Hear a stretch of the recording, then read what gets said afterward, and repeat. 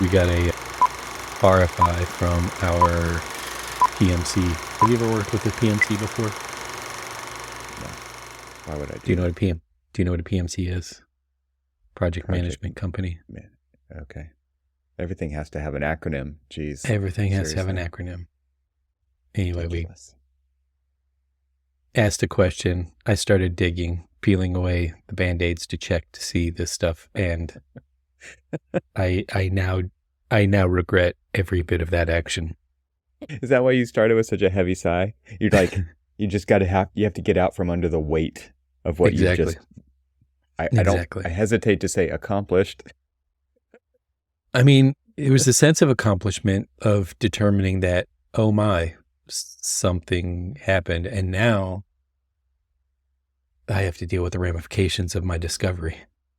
And Yeah. all Well, I want now is to go back in time to just a few hours ago where I was ignorant and yes, right. didn't know that this was an issue, so that Oh God. I could move on with my life. And now Yeah. so now, yeah. So future you, I don't know who made these decisions earlier, but future you was not going to be pleased with whatever decisions were being made at the time, but nobody thought about Yeah. that, right? Yeah, exactly.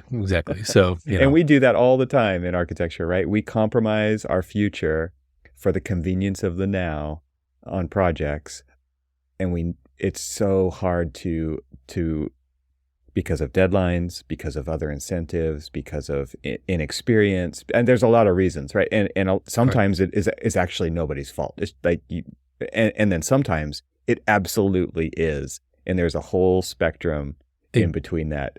And I see Exactly. this with house remodeling, right? It's like my wife will say, Yep. "Hey, this would be a great project. We should do this," and I immediately go to, what is under that dirt? What is inside that wall? I Mhm. don't want to know. I do not want to know because it's going to do that same thing where it's like, oh, now I have to undo 20 years of somebody else's mistake, right? Or 40 So years. funny that you say that. So over the weekend, we went and visited my wife's cousin who just bought a new house. It's nearing a 100-year-old home. Beautiful Mhm. house, nice little old craftsman On the style surface. house. On the surface. And it's got nice oak wood paneling all over the place, and, like absolutely beautiful. And you like walk through and you start to, like me always in virtually every place that I go to, I walk into a place and I start to see some of the issues. Yeah. And, This is totally you. You're to a T. It's like and we're so good at this. This is like what architects do when they see an image out of Midjourney, and they're like, the fingers are weird on the person. It's like the whole thing is magic if you just step back a little bit. But like you walk into a house, like you said, it's really nice. Yeah. So So you see the issues. Oh Like my you focus gosh, in on yes. on the smallest details, right? I do have a problem. Yes, I do absolutely have a problem. We should start a So, support group, an so Archispeak support group for architects who are too exactly. detail oriented. Yeah. So I walk in and I'm, I of course, like I just saw a meme the other day, or a little TikTok video that was, if you have an architect's friend as a friend, and Oh, they're yeah. like walking up and they're looking at like some glass and, oh, look at this, and they're like talking through like the nuances of why that probably was what it was and everything. They're trying to justify And the design based exactly, on some metaphor, right? or you see those memes of architecture students who are like hugging and touching and like rubbing their hands across materials and all of that other stuff. And It's great. It's great. sure enough, we still do this, 3 decades into our career, we're still doing it. And so, like I kind of ran my hand across the oak paneling and the oak trim, and I was just like, oh, okay. And I noticed that there was like a little bit of like, texture to it, which automatically led me to believe, oh, there's an issue with the shellac, the old shellac. Depending on like how you clean it, when you clean it, and what you clean it with, it doesn't really hold up very well. If you clean it at all. Yeah. Right. Yes. and it doesn't really hold up that well. And so there's ways. And so I started looking up and started to craft a text to my wife's cousin, Craft you know, a text. basically like Craft. I took, with a You're picture. a prompt engineer, Cormac. You're Yeah. Well, with a picture of the issue and solutions of how you can do all of this, right? Yeah. And I wrote it down, and then I stopped before I hit send, and I, showed it to my wife. I'm like, should I send this really to? want to send this? I was like, should I send this to her? Because ultimately, at the end of the day, what's going to happen is her poor husband this is just another one of those like things that has to go on his list. And I'm like, maybe I should hold off on this and let them get through. Like, he's like replacing chandeliers right now and patching old plaster, horsehair plaster, by the way. And, all of these kind of plaster. Exactly, the best kind of plaster. And all of these like little lists that just keep stacking up and stacking up on this, it's the joy. Yeah, I think this is a good, like, I'm glad you had these second thoughts because of the psychology and the interpersonal dynamics that you could be affecting. Plus, you're going to go on somebody's list of like, don't invite that person over ever again because they just made me have 2 more weeks worth of work. Well, so yes. So when we were there this weekend, every time she would ask me a question, I would like, first, like the first gut reaction was, she was just like, oh, I think we're going to replace this back door. And it is this beautiful solid wood oak door. You never can replace something like that here. And so I'm looking at it, and it's got old hardware, and either the windows clearly had been replaced, and it was replaced with like a single pane window, and it doesn't have any weather stripping, and it's, there's a few issues with it, but you could easily bring that thing up to today's standards with modern hardware standard. And and still have the quality of the old door, and then still have that quality. And so then I start going through like everything that they can do to this door to make it a modern door. Costs more than a door. No, it wasn't that. It was just like, it was a list, because then I was just like, oh my God, cousin's husband, that you've got all of the tools to do all of this stuff. And he just like looks at me like, yeah, I got all the tools, but why is this going to be now part of this growing list of things that I have to do? And so what did your wife say? What did your wife say about your finally crafted text? Did she recommend you send it, or did she say do not? She was just like, save it. She's like, save that for later. Yeah, she's like, just put it in the drafts folder. She was just like, I'm sure she would appreciate it, but in her mindset. So in her mindset right now, her cousin's mindset is she wants to get everything done now. Oh, of course. And, I mean, that's a nice mindset to have, because we all know how long this stuff takes and how long it drags out, and that we do lose interest and we do lose momentum and things don't happen. And then all of a sudden 20 years has gone by, and it's like, how come we never fixed this place up?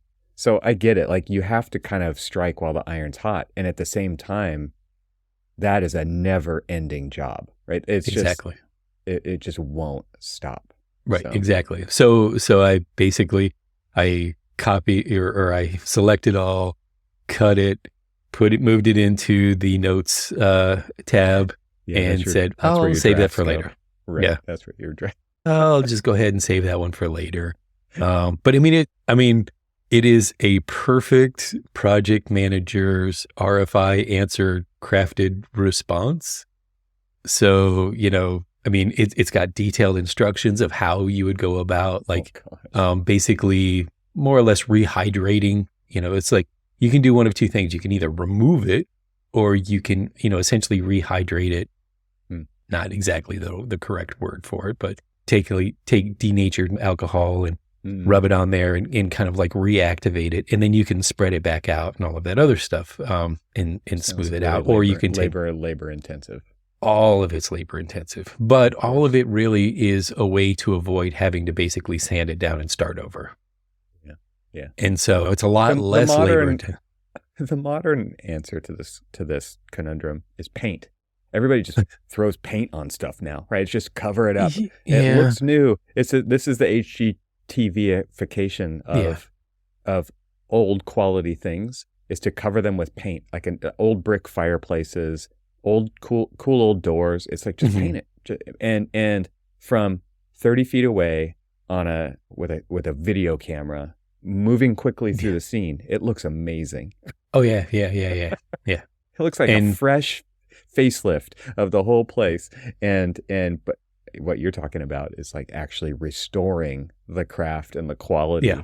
And restoration is a different game than this updatification of everything via the Home Depot paint counter. I think one of the interesting things is so my wife always gives me these instructions before we go to places like this, especially like if it's her family, and she's just like, prep you. It's like they've done all of this work, and don't say anything. Don't say anything, or just find something nice to say. Don't be a project architect, or just don't be an architect and say, oh well, you could have done it this way. For every negative, you have to reinforce it with 10 positives. Yeah. and the one thing that I can't do is hide my facial expressions. And when people say, "Hey, what do you think of this?" She's like, Yeah, you've gotten in trouble on communication calls. Yeah, with the cameras on. I've gotten in trouble on numerous occasions, and so people just pick up on that. They're like, "Oh, Cormac is not happy." I can't. Sorry, I can't hide. I can't hide my true feelings. So I will say, you will always know that I'm not lying to you. You get the real deal. You get the reality, whether you want it or not. Oh my gosh, hilarious. And so I walked. Honestly, they're doing it. They're like, well, what do you think about this chandelier here? And it's like a small room, and it's got like a really small existing chandelier. And I was like, honestly, and they're just like, oh, well, this is really nice. You should probably, so like, here's the answer that should have been is, oh, that's really nice. I think you should probably keep that. It really, accents well. I'm like, nah, it's too small. It really makes this space feel really, it doesn't work with the space because one, it doesn't put out a lot of light. It's a really small chandelier for the space, so the scale is off. Start going through all of these different like Archispeak, terms of like why, that one light is. And I could have just said, oh yeah, it's nice. It's fine. Yeah. Right. Keep it. Did your wife coach you on what to say when they ask your actual opinion? Because that is when you're going to give an honest opinion. And so she like, hold back, just say, she's coaching you. Just say, I'll think about it. And let me think about that. And then don't ever answer it, like kind of a thing. Or is she, I'm wondering how this dynamic works. Then I got bombarded with, she started bringing out fabric samples for, oh my God. She's for a opinion. built-in bench. And she's like, well, what do you think of these? I really kind of like this. Right. And I'm like, all right, you are asking for an opinion. So here, and actually it was a good dialogue because she had just put up some really nice, very complimentary, very period wallpaper. But the wallpaper had a lot going on. And so some of the fabric that she was pulling out had a lot of things going on, but they were very contrasting of the pattern that was on the wall. And it was just like, there's a lot of stuff, competing for attention in this space. It's called busyness. And so you really, it's just like, so this is your opportunity to give it that punch of color, but really kind of like back off and just be complementary to like all of the other ones. You want something that kind of unifies the space rather than something that is kind of like just like, boom, here, hi. Let me use some words. Yeah, let me use some words. It's like, you're talking about busyness, you're talking about confusion, chaos, right? Or it's like, well, how do you want to feel when you're in this space, right? Because like there's the look of it, and you might like a lot of different pieces from a lot of different styles. That might be what you like, but do they complement each other? Do they go together? What's the composition? How do you want to feel when you're in the space? Do you want to feel relaxed? What kind of space is this? Is this a place for you to chill? Is this a place for you to like get work done? Like, and think about those kinds of, I love what you're talking about here, because this is actually a great thing to do, to step back and like, what are the goals of this space? Is it just to look good in a photograph for the real estate listing? Because that's different than how if you're going to live here, if you're going to live in this space, what's it for? How do you want to feel when you're in it? Do you want to feel serene? Do you want to feel calm? Do you want to feel energized?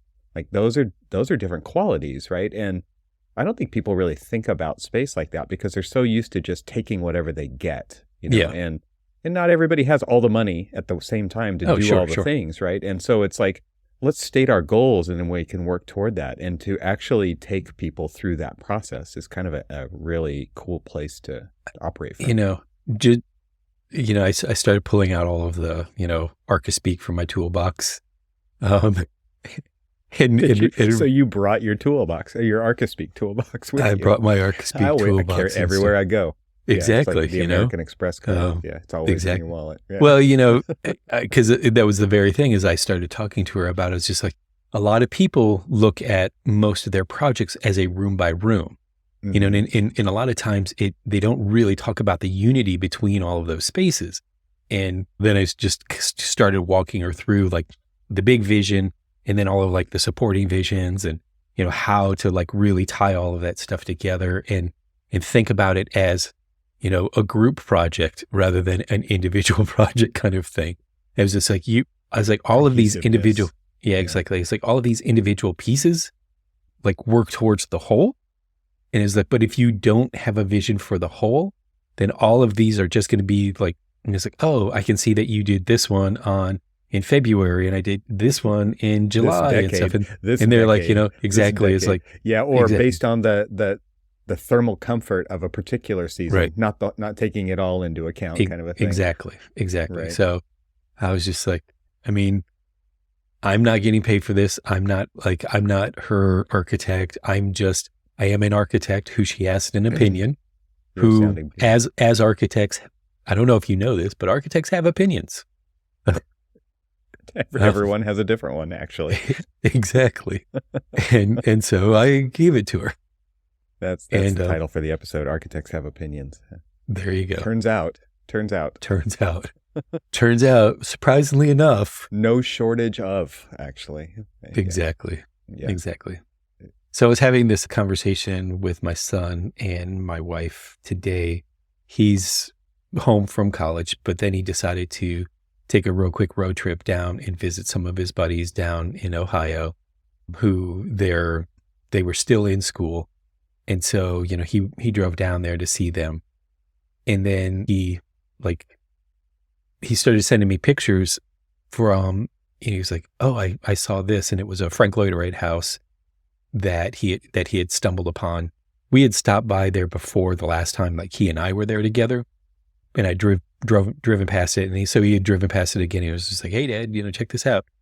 And so my wife asked me, just like, hey, have you been talking to Brendan? Is he on his way? I'm like, well, he's X amount of time. Wait. Time out. Mom, Dad, I'm coming home for the holidays, which actually translated means I'm going to go visit friends in Ohio. Yes, exactly. Oh, and by the way, Mom, can I borrow your work card to do it? Yeah, can you fully finance my trip? Thank you very much. Please and thank you. That is that perfect summary. Yes. Yes. Okay. All of that. I just wanted to put that out there for all the parents out there.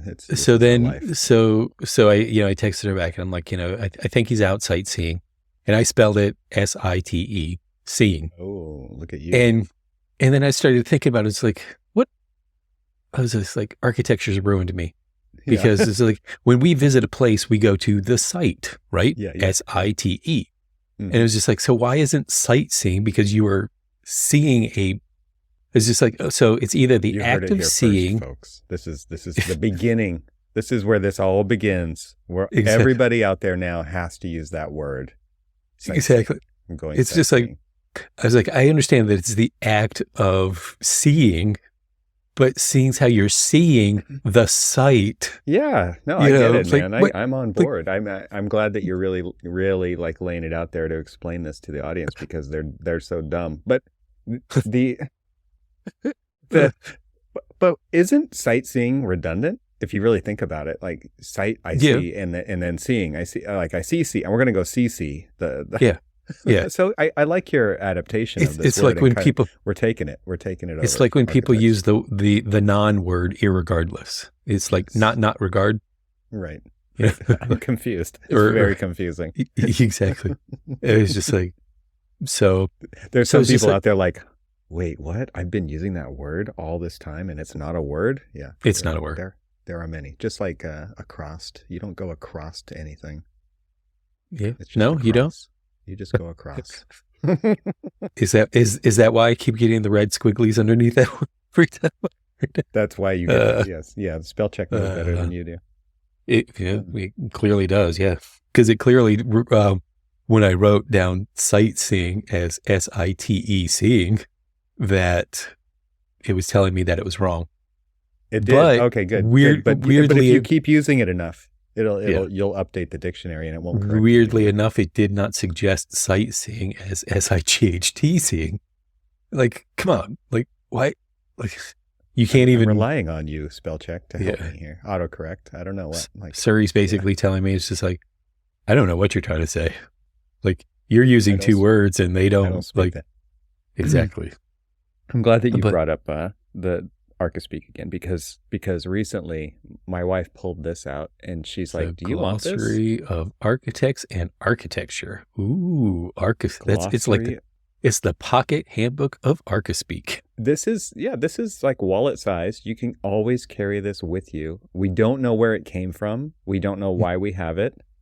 My wife, I mean, my guess, if I had to guess, is like it came with something from when she was in school, or because I've never seen this before, so I know it's not my vintage. But she went to architecture school too, so she might have picked it up, or somebody might have given it out as a little gift. But I thought maybe we could pick a word and define it. Like let's read the definition. And this thing is a full-on glossary. Let me see how many pages. We've got 40 pages, which is 42. But it's both architects and architecture?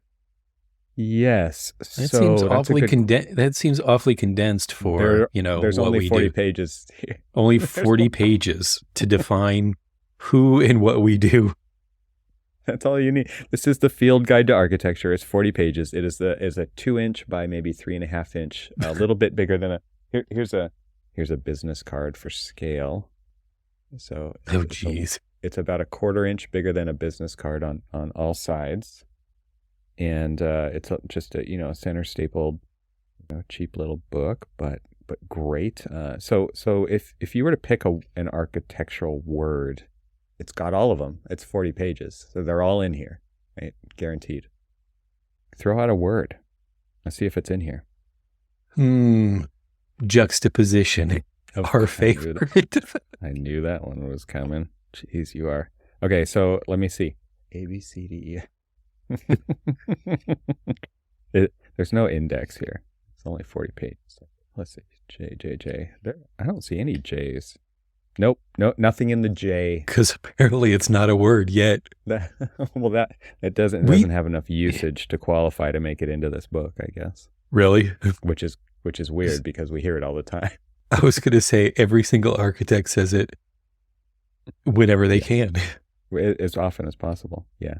Well, let me give you some ideas. when I was talking to my wife's cousin about it, and I swear I pulled out juxtaposition of, because of colors and spaces and things like that, and talked about. Did your wife's eyes roll at that point? Oh, I'm sure she probably did. Because you're the people who you're visiting, I'm sure were impressed, but your wife, my internal eyes rolled. It's just like, man, if you weren't here, I'd beat your. I wish I didn't say that. Come back into the Exactly. So come back. Come back. Oh my gosh, funny. You were sad yourself. Okay, so I actually see. I was internally disappointed to myself. In myself. If I went to the F's, surely there would be Frank Lloyd Wright in here if this is the glossary of architects. But there is I don't see anybody's name in here. So I think immediately disappointed already because the title does not match the contents. So you cannot judge a book by its cover. It turns out. But there are things in here like facade, fenestration, free plan, entablature, deconstructivism. Okay, so entablature. That Right. was a word that's been used recently in some conversations, because there's both the entablature of an exterior fenestration, right? And then there's Hmm. an interior use of entablature.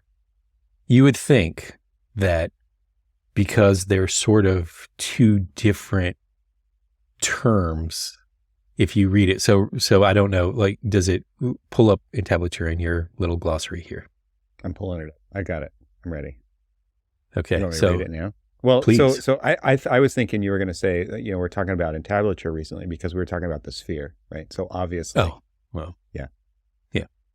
But no. This was something specific to a project that I'm working on, and there's clearly two distinctly different uses Okay. of entablature. So And you want to judge the completeness and accuracy of the glossary of architects and architecture.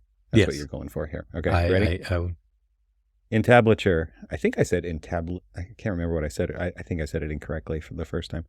The different classical orders are reflected not just in the forms of the columns in the capital, but also in that part of the composition above the column, the upper part of the order, which is made up of an architrave, a frieze, and a cornice. yes, that's it. That's the exterior version. Yeah. Yeah. Do they have another? Nope, that's it. That's all you get. This is See, this is a short book, Cormac. It's only 40 pages. well, apparently The it size of a leaves out business all of the card. architects of the glossary of architects and architecture. That's volume 2. That's probably volume. I don't have volume 2, but I mean, that's a pretty good definition, but it also leads me to want to learn more immediately. Like, Yeah. what is an architrave? What is a frieze? What is a cornice? I mean, this is a book of knowledge, right? And it forces me to connect the dots, which I appreciate. If this were a digital document, those things could be hyperlinked, and it wouldn't Yeah. take me so long to look those items Let's see. Hold up your phone and see how much bigger it is from your phone, and see if. Ooh, so essentially, rather than carrying both of those, you could carry one that actually does have hyperlinks. Convenience. I choose convenience. Yes, definitely. So that's a good word to start with. Maybe we'll do a reading out of this book. I'll just keep it here on my desk. Anytime we We're going need, to do a reading. anytime we need a new topic, anytime we need to define a word that you just said that people don't understand, I don't do that. We'll pull this book out and see if it's in here. There's a few words that I've been using most recently, but I don't think that we would have to change the one. I'm pretty sure it's not in there. And two, we would have to change the rating of the show. I could only imagine what you're going through, my friend. Yeah. Happy Thanksgiving, by the way. Exactly. Yeah. Here we are. Happy Thanksgiving. It's my birthday. I mean, by the time this episode comes out, it will definitely have been my birthday and Thanksgiving, which fall on the same day this year. So I will feel particularly left out on the day. That's just how that goes. What are you talking about? The entire world is celebrating. In fact, they're holding parades in your honor. I guarantee you, they're not thinking about me at all. They are sportsing in your honor. There will be much sportsing on the birthday. There will be mud sportsing. See? So, I mean, think about this. It's like, my wife's birthday is on St. Patrick's Day, and, clearly no one's thinking about her except for me, because at some given time of evening, no one's thinking at all. Right. We got another beer. Exactly. Another. So I just tell her that the world is celebrating her with, green and shamrocks and, and beer, I'm sure that makes her feel better. toasting her with beer. Yeah, I'm sure that makes her feel a lot better. I said toasting with beer, and I said toasting in beer, and I cheered like this, except for this is coffee. Yeah. I'm out of coffee, by the way. I was just looking in my empty cup, and I'm just like. So this marks the day, the 1-year anniversary of my family and I getting in the truck and camper and driving away from our house in Southern California. Yes. I can't believe it's been a year. It is incredible how fast the year goes by. Yeah. So this was a year ago, just as a reminder for those who have been here for more than a year, but also for those new folks who haven't. last year on my birthday, we had breakfast in our house for the very last time in Southern California. We had our driveway full of U-Haul U-boxes with all of our things packed up into them, waiting to be picked up that day by U-Haul, the U-Haul company, to ship all of those containers up to Oregon. And actually, they were going to go to a storage facility first because we didn't have a place to move to. Like, Right. we didn't do what you did. We didn't find a place ahead of Actually, time and make it all easy. We did, I think, the more adventurous thing. It was a little bit, obviously, there was an adventure to be had here. We got in the camper, and for about 8 weeks, maybe more, I can't remember the date that I think we put an offer in on this place December 5th. So from November 23rd to December 5th is not that long, but we didn't move in until January 17th or 27th, something like that. So we were in our camper in the cold of winter in Southern Oregon for that long. Like, that was, I mean, and it was. And I think we took like a hiatus on the show because it was just like really difficult to get. We did try once to record with you in the cab of the truck.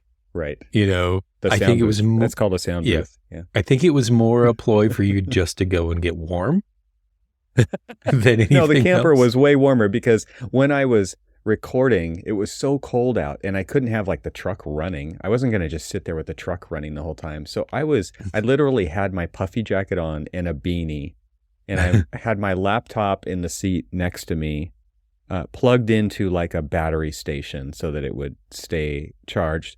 And I was Wi-Fiing back to the trailer where I have the Starlink set up to get internet access, which was our internet for that entire time. And now it continues to be. It's what's connected to my house, and I'm in rural Southern Oregon.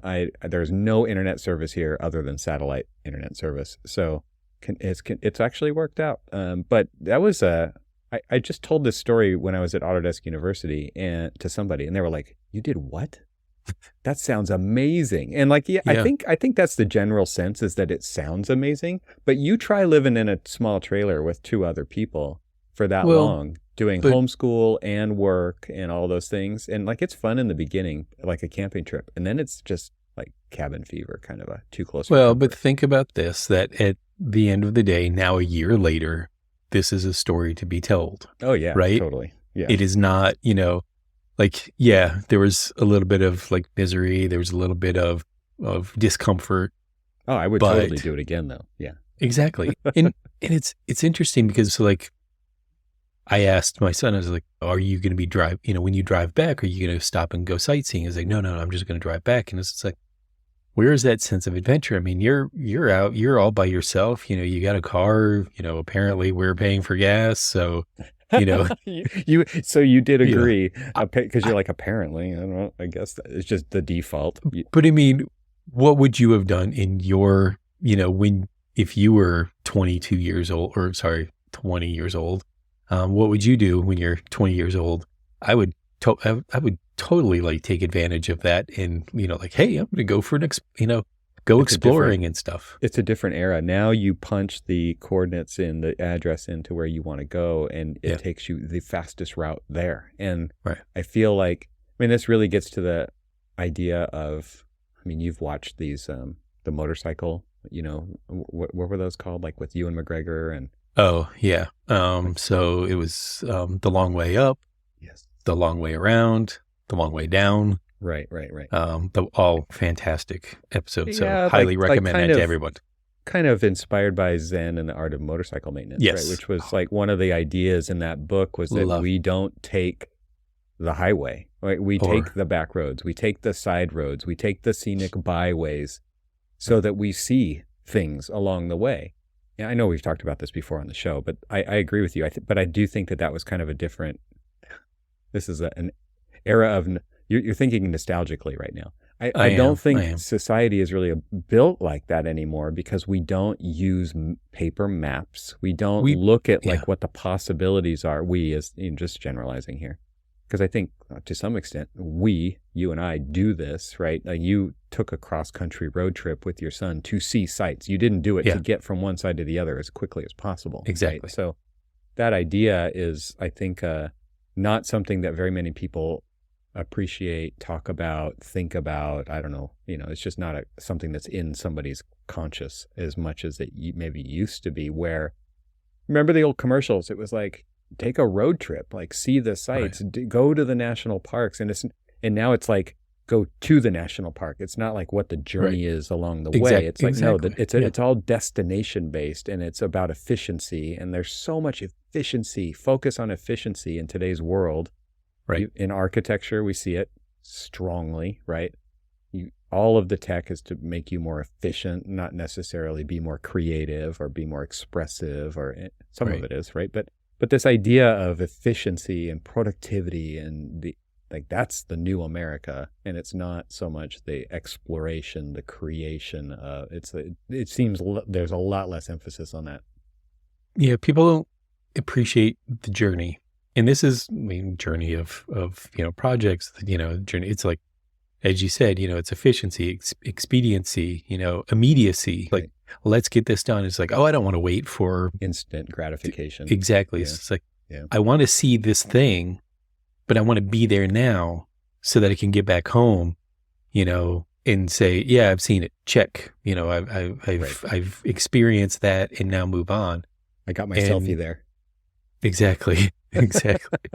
And I remember when I had my old Triumph TR7 and basically started on the East Coast, pointed my car west, had the little ball compass.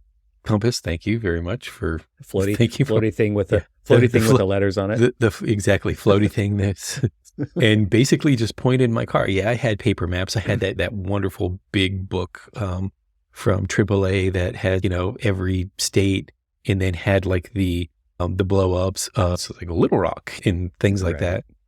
But then otherwise, that was it. Or we were getting into the era of MapQuest, but never really dealt with that. It just it was like, it pointed my car in the direction of where I wanted to go, and I got there however I got there. And that one was kind of a forced sightseeing trip because I would break down on multiple occasions and have to fix the car. And it was a Triumph, and things like it was an old British car, so there was that. But such sweet reliability right there. Exactly. But that's to your moving story, it's just like, those are the stories that enrich we have the destination, but what was the stories to get us to that destination? And you think about that, in architecture, and I think about that, both with historical architecture or even like modern architecture, and like what we do to get to that, to that end point. And, I think we said it a little bit when we were talking to David Bradley, and, he was talking about the small celebrations, mm-hmm. and, the journey are those small celebrations. And I was giving some employee reviews this past week, and I pulled that out as, it's like, make sure when you're going through your career, because these are all, junior architects, and mm-hmm. and they're in the beginning parts of their career. I was like, take time out of your career to celebrate those moments, celebrate the little wins, celebrate, just every little thing. The one thing, and I know for a fact, because you and I both, through the course of this show, both got licensed. Mm-hmm. Later in our career, we both got licensed.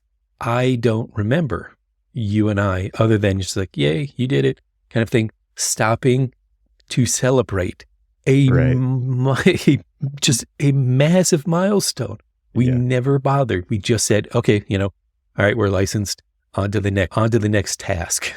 Well, with you in particular, that did not happen because you didn't tell anybody that you got licensed. Well, we've already gone through that story of, it's like of somewhat shame and embarrassment of not I'm having it for as long as I oh, should have had it. you're such an imposter. Yeah, like everybody else. Yeah. The Yeah. the interesting thing about our moving story was that we didn't know where we were going to end up. We actually did not Yeah. pick a spot to land, and that was kind of, I mean, then that was based on prior circumstances where That was, previously, we sold our house twice. The first time it didn't go through, and so that's mhm. what I mean by that.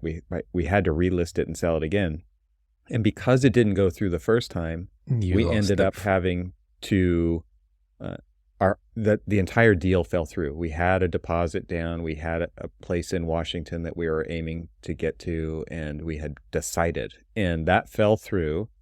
It was a terrible experience to go through because we lost a bunch of money in the process because people are weird.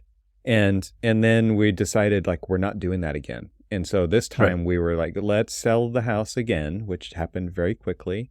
And that time we were like, until we leave the house, this is not done. And we just Right. treated the situation like that. And then it was like, now we're going to get in the camper. We know which direction we're going. We don't know what we're going to find along the way, where we're going to want to stop. And we'd been through here before, so we weren't going into the situation blindly.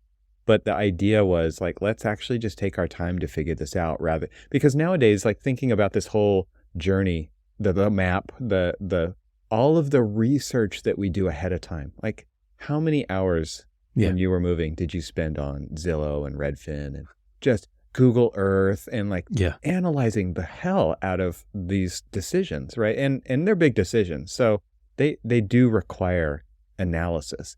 But at Mhm. the same time, where's that adventure?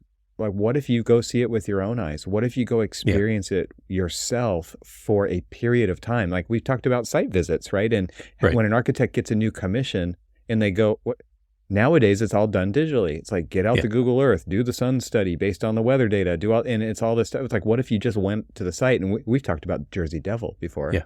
Oh, yeah. And the idea of they have an Airstream. This is a design build company, a very small one, with a few guys, and they go live in an Airstream on the site before Mhm. and during the project, so that Yeah. they fully Yeah. experience that site. Well, because context matters. And I think that's thinking about, for us, picking a place to move. It was like, let's actually see where the resources are. Let's actually live there and experience the weather. Let's actually see what the people are like by spending time with them, by going and eating at places and shopping and doing all those things. Because those are the things you can't do digitally, right? You can't.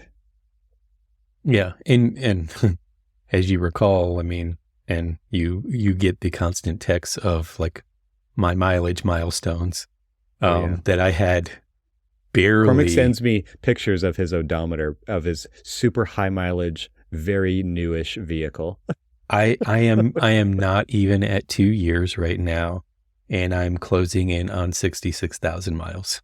Yeah. Yeah. So I have and you yet, work at home. Yes, and I work at home.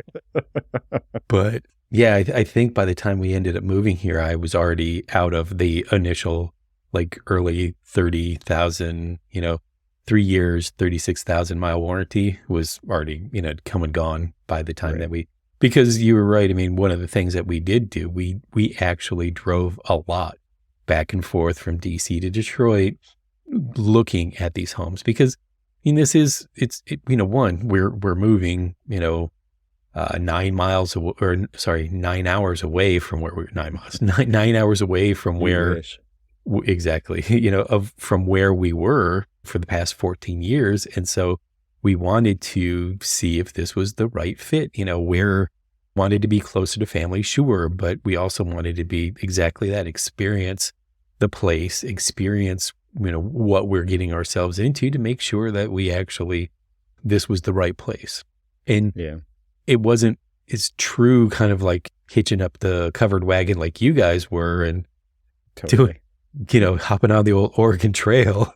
Right. Thankfully you guys, nobody died of dysentery, but, that's a, but I mean, that was people. Exactly. But I mean, that was really, not very many people do that anymore. Nobody has that, like, that sense of adventure of, it's just like, okay, we're done with this place. let's just literally pack up the covered wagon, point north. And you guys did. And not with a, like with an area where you were thinking that you could go, but it was ultimately ending up being like, this is just like, let's find a place to go. Yeah. And, that, like, yeah, I mean. Well, the idea was to end up in Washington again. And then I think part of the thinking was also like, well, that fell through. Did it fall through for a reason? Maybe we're not supposed to go there. And for us, I mean, we had it in our minds, I think, that we were going to go that far again, up to the Olympic Peninsula in Washington, which is where we were aiming for. But we found the longer we just hung out here and really considered the resources, really considered the needs of the family, really considered the prices of things, property, things like that, what we could get for how much we had. All of those kinds of things start to play into it a bit more. And it was much more real. It's way more real than just flipping through listings on Zillow, right? And I have to say, we probably visited, I don't know, 250, 300 houses in this area, driving around just to see, because there's one thing that's like, you see the listing, you see all of the components of that listing, you get to read the terrible writing of the realtor about trying to explain how amazing this place is, and then you go and you're like, you visit it and there's like literally a meth lab across the street, right? It's like, and it's nice. That kind of thing where you only will see it if you go there and do it, right? And for us, it just became like, oh, this feels right for us. And I think that was kind of a liberating experience, to make it more about how it feels than thinking, like making it very much like this is not just a brain-based activity. This is like an emotional activity. It's a whole body activity. And all of this, taking all of that into consideration much more seriously than you can in that more disconnected way of just flipping through listings on a phone, right? So it's kind of I mean, it's old school, I guess you could say it that way. But at the same time, I feel like we are the designers of public space. We have to, at some level, practice what we preach, which is experience, right? I would, go for it. Yeah, I would just bet that you're far more connected to the place you're at now than you would have been if you just basically sight unseen, picked it from a listing and all of that other stuff. I mean, you really went through the immersive experience of understanding, of doing, kind of like the philosophy of the Jersey Devils, where you basically just picked up, you moved the airstream to wherever it is that you were doing it. You did the pre-effort, during effort, and now you're, and now you're there. And that was one of the things that, and this is just a little small diversion, but this is one of the things that I always struggled with in school when we were working on projects where we had to do like a project on a place that was kind of like sight unseen. And I remember I chose, for some reason, to do a project in Detroit, which was the Lafayette Tower by Mies van der Rohe. And it was supposed to do a write-up on it and all of this other stuff. And I just felt so disconnected with it that what did I do? I was just like, well, I got a weekend. I'm going to drive from Auburn, Alabama to Detroit, Michigan. Site visit. So you're going to go sightseeing. I did a site visit and I drove up there and I was just like, I understand the place more. And honestly, what I felt, granted, did it like change what grade I ended up getting? I don't know. I don't think so. But I could speak about the place in the first person, about really understanding and knowing what it was that I was looking at and assessing, rather than just saying that, well, based on all of my readings from this, periodical or that, book or whatever, this is the assumption that I drew, rather than saying that standing on the site and seeing the transition from the city to this place and then this place to the next place and all of this other stuff, and then I just kind of like flowered it up with more Archispeak and stuff. But, it was just one of those things that I feel like what you did, really kind of enriches like the decision-making process to a point that like really actually, in this, to bring it back to architecture, it makes our understanding of the place and our interpretation of the project brief that much better. Right? Yeah. And I feel like now that we've been here a year and really experienced all the seasons, because there's one thing about going sightseeing, like you're talking about, for a day or two versus, I mean, for us, it was more like 7 or 8 weeks. Granted, during that time, we did make a commitment to buy a house here. So we, starting in, December, we had to go through all the due diligence and all the hoops that you have to jump through to qualify for a property and all that kind of thing. But, so it's not like we were still considering even going somewhere else. But at the same time, spending that much time is still not enough time to spend to do that. And that to me, I think, is why there's been such this drive away from it, which is like, well, it's not efficient, right? You can't spend all that time taking all that in, because we just don't have time for that. And it's crazy the value that it actually does deliver to you. And so now, having been here a year and experienced all the seasons, it makes me feel even better about this place, because that was one of the big drivers for us actually moving was, well, we want to be in a place where we experience the seasons. We want to be in a place where there's access to nature.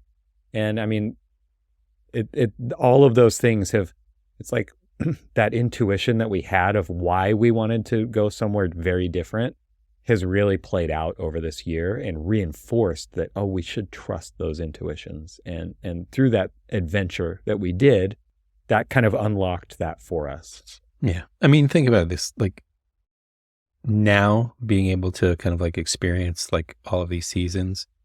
I mean, you now get to understand and learn and relish in the joys of poison oak when it's cold, poison oak when it's hot, Dude, poison oak when it rains. It doesn't go away. Yeah.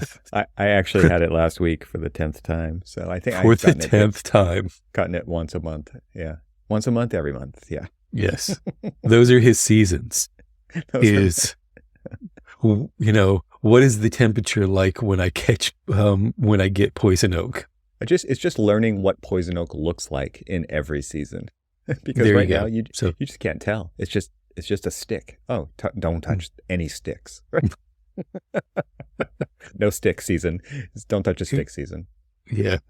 My son had it so bad a couple of weeks ago, and he's been out in the yard. Like, his job is to pick up sticks because we have a lot of trees. Branches are constantly kind of coming down, and then when it comes to like time to mow and use the weed whacker and all those things, it's like I don't want to be throwing sticks into my shins, into the blades, into anything, right? And so it's like I just need you to constantly pick up sticks. Well, one day, man, he got into poison oak sticks, it turns out, and it was everywhere on him. And he was just constantly like scratching. And I'm just like, dude, don't scratch it. It makes it worse. Like, and it's just impossible for him to scratch it. So. Exactly. So yeah, it's brutal. Yeah. It's very bad here for that. I mean, not everywhere, but it's like you got to know where to go, where not to go. You got to know what it looks like every season because it looks different. And yeah, I can at least successfully say that there is no poison oak in the suburbs of Detroit. Yeah, well, in where you I'm sure there might be, but not where I'm in Maryland. There's a lot of poison ivy in Maryland, yes. right? So you kind of had to look out for that. And yeah, definitely. So you got any Thanksgiving plans? Football? You're gonna watch the sports. I'm just gonna sporting because throw it out there that's your main activity. What is the annual? It used to be the annual hope that Detroit doesn't lose really, really bad. But this is the year of the Lions, and we're currently 8-2.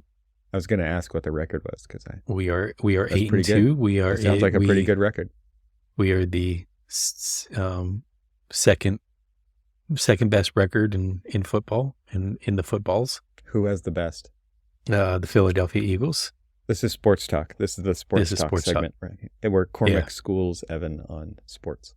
Exactly. And then, but then there's also the Iron Bowl this weekend, and then the game this weekend, which is the Michigan-Ohio State game.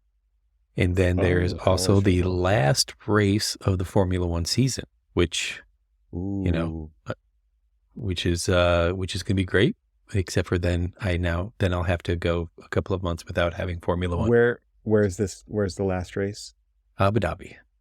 Abu Dhabi. Wow. So can Abu you Dhabi give or a Dubai? synopsis of the quality of the Las Vegas F1 race? Because we talked about the Sphere. So We yeah, alluded to the fact that they did the racetrack, and I know there was a bunch of drama around kind of the so, initial racing with the Ferrari picking up a sewer lid or something and totally destroying their car or something. yeah. But I also saw like Lewis Hamilton, I don't follow F1 at all, but he did say like he thought it was actually a really great racetrack. He said there were lots of opportunities to overtake people, and he thought it was really, really fun. So both. There's like the side of the media and the hot takes and all of those, and then there's like Right. what actually happened. And so I'm wondering, from your experience, from your perspective, what actually happened? Would you say it was successful?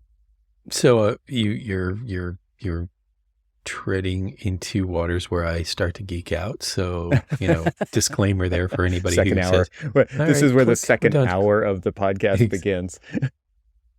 Exactly. All right. So well, that's fine with me, man. Let's talk about it. let's just talk about it. There's tons of complaints about like how the all of the practice sessions were.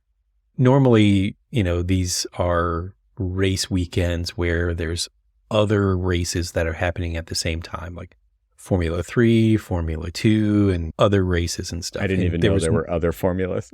Yeah, so there are the junior leagues. Everybody's striving to get to one, but then there's always the junior leagues and things like that. And then there's the Formula One Academy and all of these other things. Sounds so much cooler than any of those other numbers too. So I thought it was just a cool name. I didn't know there were tiers. Okay, that makes sense now. So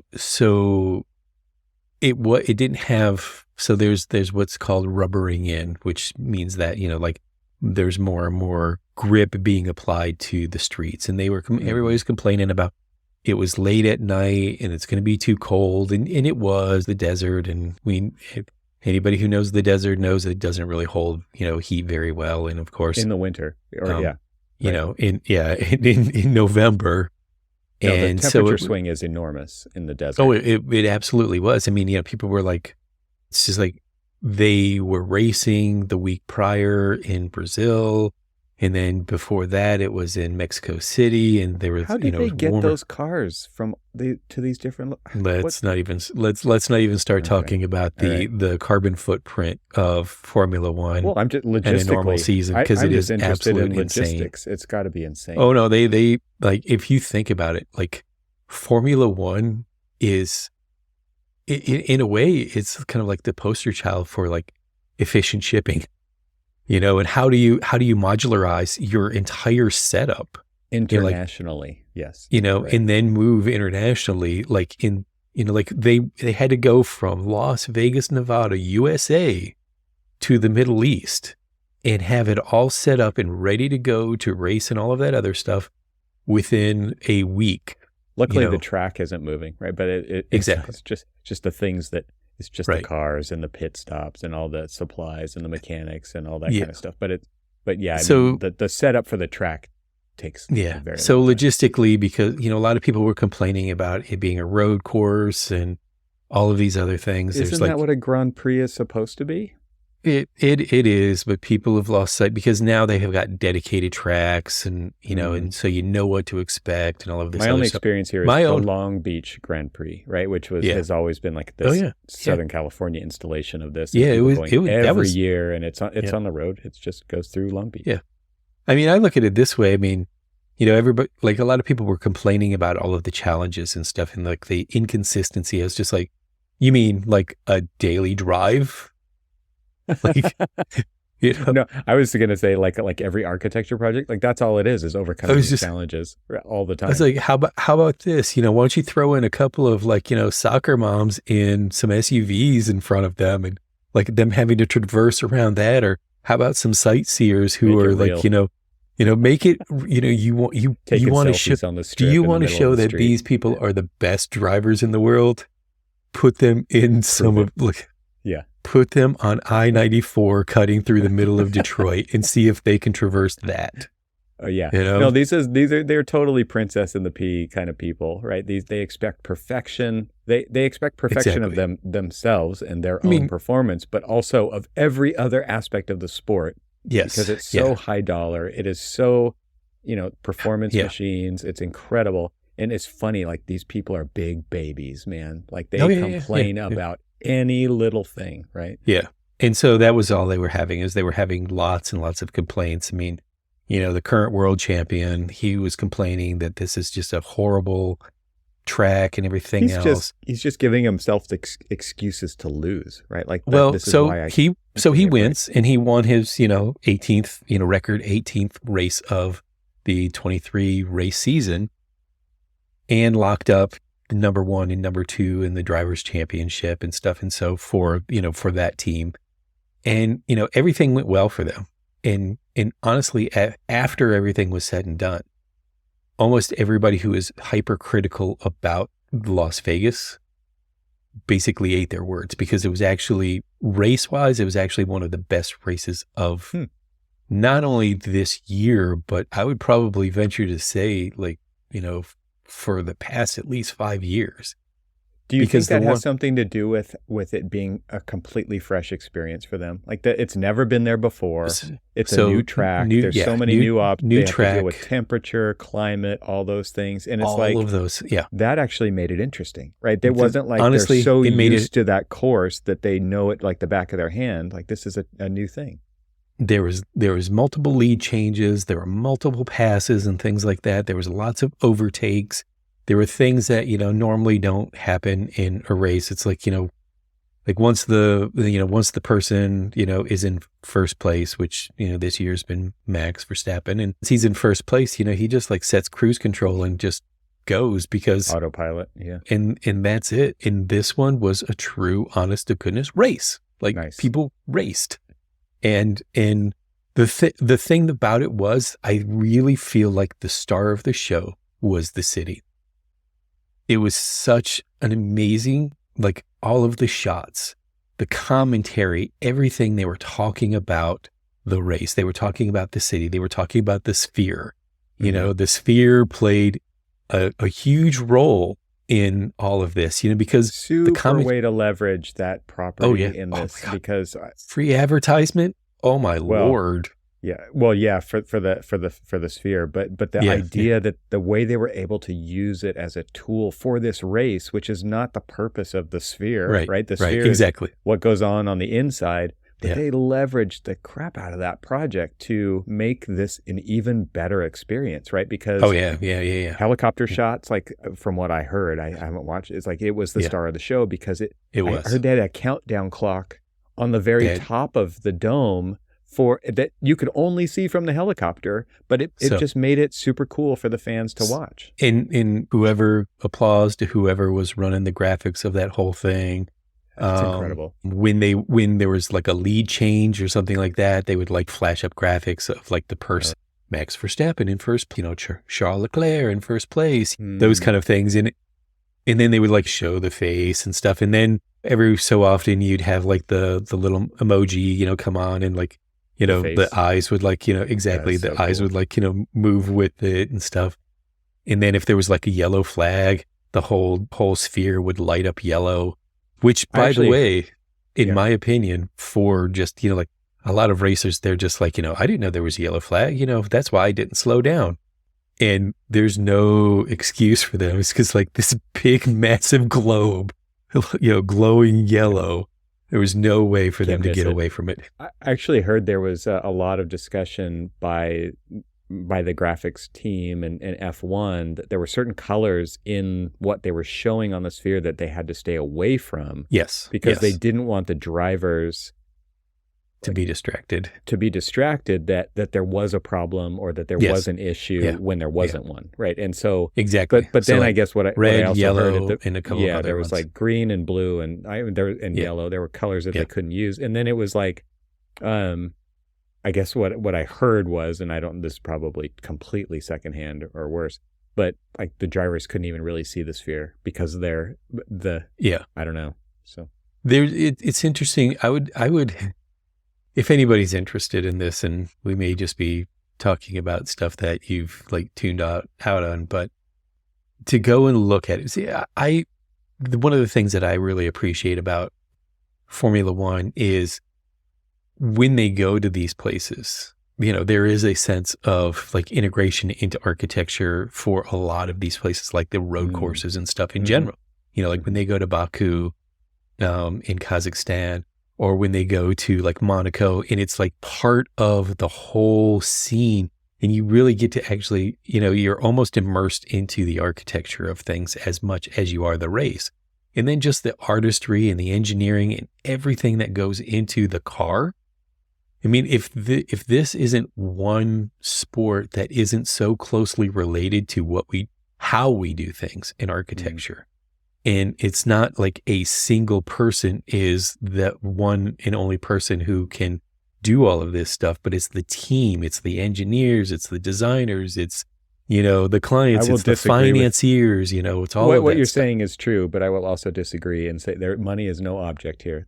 There's no budget. Oh, like no, they will do anything. there is. They have a spending cap. They do have a spending cap. Yep. Okay. They do. And how do they justify that spending cap? I mean, the team, because in architecture, we can't justify our spending cap. Like people put in way more hours than they bill for. Well, no, they actually scrutinize that pretty well. So like, you're not allowed, it's interesting how scrutinized it is. And I wish we in architecture would scrutinize as much as they do, because the buildings would be way less interesting if we did, Cormac. I'll just put it out there. It's when you remember how we always talk about when you set constraints, you know how to like work towards those constraints and establish, like work efficiently and all of that other stuff. And I think we could still be able to do a lot of the stuff that we do, if we now granted, let's talk about like a Formula One team, 2 cars, right?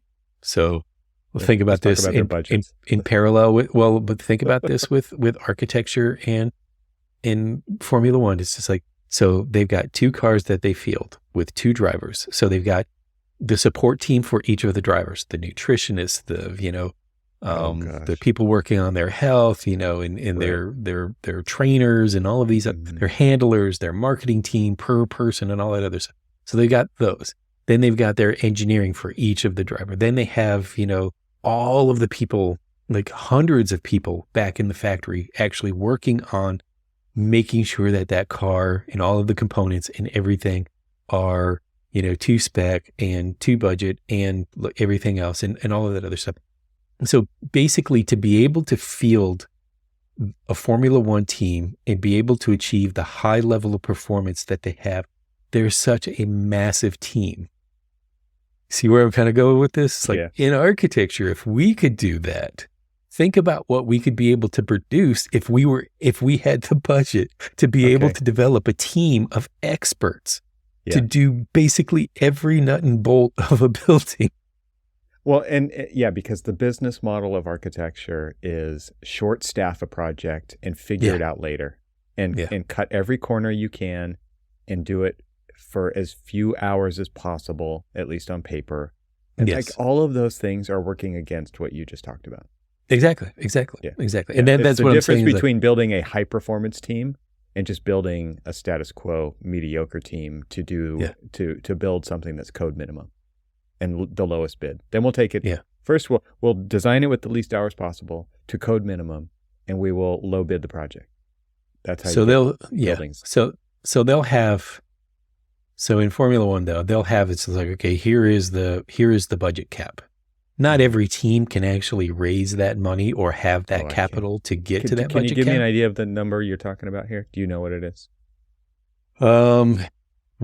It's actually a couple $100 million. Just a couple of $100 million. Per season. The biggest building I ever did was $65 million. So, and that took 5 years. That wasn't every year, right? So go ahead and look it up. Let's see what. I am. I am. Right. We need some real information here. The budget cap is $135 million for 2023. Okay. So if you think about that, so That's to travel the wait, world to pay for is all of you those team members that you all that mentioned. It's for all the the cars, all the parts, all the engineering, all of the everything. wind, all the wind tunnel testing, all of the basically you got teams that read the rules and regulations. So, you've got code, you've got people who are like reviewing the code. Right. You've got people who are writing the specs. You've got people who are like, doing the design work. Then you have people who are fabricating and building. There are so many parallels between Formula One and racing in general, but Formula One and architecture. It's just there's a different sense of efficiency. One is way more healthy. I know it. Okay, the next thing I want you to look up now, real time info gathering here, is how many people are on a team, like on average. It would be interesting to actually know. Put in some hold music while you do your search. Okay, so average budget 140. 145. Yeah, well, that was just that was a year ago. So, it used to be at one point in time there was no budget cap, and you literally could spend however much and it was exactly that. Let's see, total number of employees in F1 teams. Okay, so there's 10 teams. The biggest team here. So like the team that has the lowest budget is the Haas F1 team. Mm-hmm. And I don't know if you recall when we were walking through Autodesk in San Francisco, and you looked down and you saw all those CNC machines and things like that. At the R&D facility, yeah. Yeah, those were all Haas machines. And okay, so that's the sponsor. That's like the team. So that, well, that's the team owner. Right. Gene Haas is the team owner, and he's big into racing. So he has a series of different racing teams, NASCAR, Formula One, whatever. Oh, so anyway, but he's got the lowest budget, or he spends the least amount of money, and they have 250 employees. Oh my God. Okay, well, let's talk. I can't imagine those people are do you think that those people are employed year round? Like they're actual just company employees at that point, or is it seasonal? I don't know. No. This is a year long thing, because what's happening right now is they're actually working on the design of the new car for 2024. Oh, I bet they're more than that far ahead, don't you think? They're probably working on 2025. No. Well, I mean, there's regulation changes and things like that they've got to kind of like, so they're working on, like mid-year, they've already started working on next year's car. It's like the iPhone, like they're like 3 years ahead on the, that's where the design team is on some, or maybe it's even farther out, but it's like, well, they can't go too far because ahead. It takes because new rules, because they change regulations, regulations like every few years, and right. They don't publish them in advance for you to basically kind of get, a little bit of extra time to start working on that. Well, so because you could just put more resources into that, and that would be an unfair advantage potentially against a different team. So 250 people on the Haas team. That's what you said. And that is the low end. Now, the high end is the Mercedes AMG Petronas team. Okay. You want to venture a guess? 450 people. You are right. Really? 1,200 people. You're like, no. You were spot on. Way off. 1,200 people. Yes. 10 times. Yes. And so you're saying there's a cap. So you're saying like based on this, that with 1,200 people you can actually hit the cap that they set. Yeah. But with 250 people you have a lot of headroom. Yeah, exactly. I mean, so think about this. If you were able to like, have that lean of a staff, but still have the same money that they're spending, for the 1,200 team.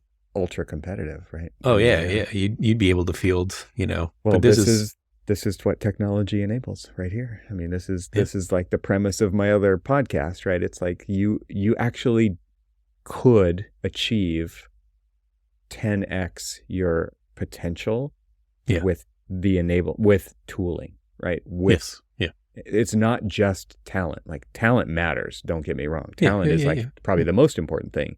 But what those people can do with the tools that they have, I mean, to show like I assume Haas is competitive, right? Like they're not. They're Where do they typically they're fall? middle of the road.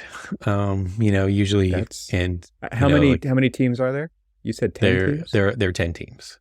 So for So a 20 tenth 20 of the drivers, budget, 20 let's cars. just say it's a tenth of the budget. I know it's a tenth of the Yeah. people, but maybe let's Yeah. say it's probably not a tenth of the budget. But they're in the middle. That's crazy. Yeah. Yeah. That's incredible. It's so, I mean, but again, all of these teams though, they're staffed with, they don't staff the entire team with, like one project manager and a bunch of interns. Yes. No, I totally knew where you were going with this, which and that's why I made the comment about like, let's understaff the project and figure it out later. Like that's Right. the business model of architecture.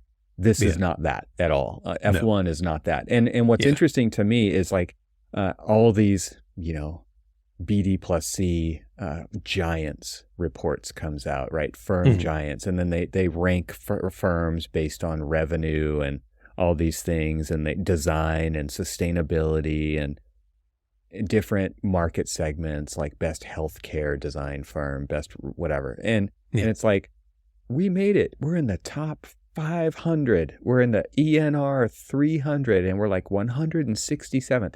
Like we're talking about 10 teams here. Yeah. And in order to play in the field of 10, like you have to be talking and thinking like you were talking about, where it's like, no, we have the best talent. We have the best technology. We have the best, all of these things that we can possibly put together with our resources to be a top 10 team. That's what firms should be competing for. And I know like, easy for you to say because you're not running one of those firms, but like that's just a different game. Like they're playing a different game completely. Yeah, exactly. I mean, because at the end of the day, I would love to ask those firms, well, how are you spending how are you spending the money to procure the top talent, top experience, the top knowledge, the top deliver research the best possible thing for your client. Exactly. Like build the best buildings that are going to last the longest, like all of those things. Yeah. I mean, is it to deliver the code minimum project with the least number of hours to the lowest bidder to build it? Exactly. Like those are completely different worlds. And I feel like there's so much complaining in architecture about the public and clients and the consumers and the not understanding us, the value of an architect. It's like, well, look at what you're competing in. You're competing in a soup of mediocrity. Like that's what you're positioning yourself against Joe contractor down the street who says you don't even need an architect. Like that's what you're competing against. And so it's like we have done this to ourselves. And I get it. It's hard. It's really difficult to run a competitive, high performance business, but firms are doing it. Like, and you can name them off at the top of your head. You know which firms are playing that different game. Yeah. And it's because they are playing a different game and they have chosen to play a different game. They're not wondering why they're not playing the game that they're playing. They're doing it on purpose. Like it's total strategy, right? So it is like, it's kind of crazy making because we totally have done this to ourselves. And yet we look around like, how come nobody gets us? Right. And it's like, oh, what are you doing about that? Exactly. Yeah. That's what like goes back to my quote a long time ago that I sprung on my friend Brett, a listener of the show, friend of the show, great guy, right? And it was like we had some bitch session going, and I just said, "So what are you going to do about it?" Right? And then he totally used that against me years later, right? And it's come up several times, and it's like he's like, "So what are you going to do about it?" And he was just waiting to drop that back on me, but it's true, right? It's like, well, stop complaining and start doing, and that is what at this holiday season, Cormac, we all just need we need a good rest, but we also need a good kick in the butt. Exactly. Get off our butts and go do something. Yeah. Great. Yeah. Brett is always good about asking, what are you going to do about it? Yeah. Yeah. I'm glad for it, though. It landed. It landed the first Yeah. time, and he picked that where I dropped it. He picked up what I was putting down. Yeah.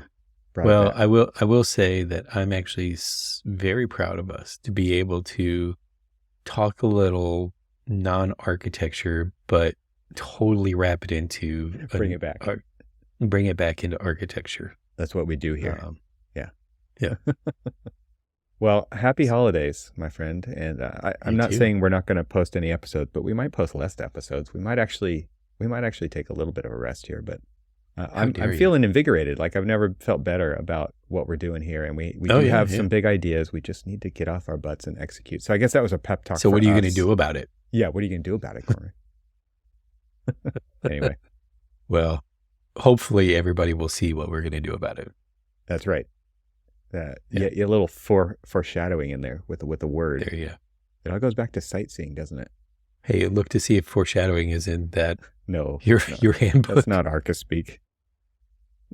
It should be. No, in the F we have facade, fan light, fenestration, of course, flying buttress, free plan, freeze, functionalism, futurism. That's it. Those are the words you get in the F category. That's it. Not even your favorite word wasn't even your favorite F word wasn't even in there. Yeah, we're not allowed to say that one. Not touching that. Exactly. All right. See you next time. You too.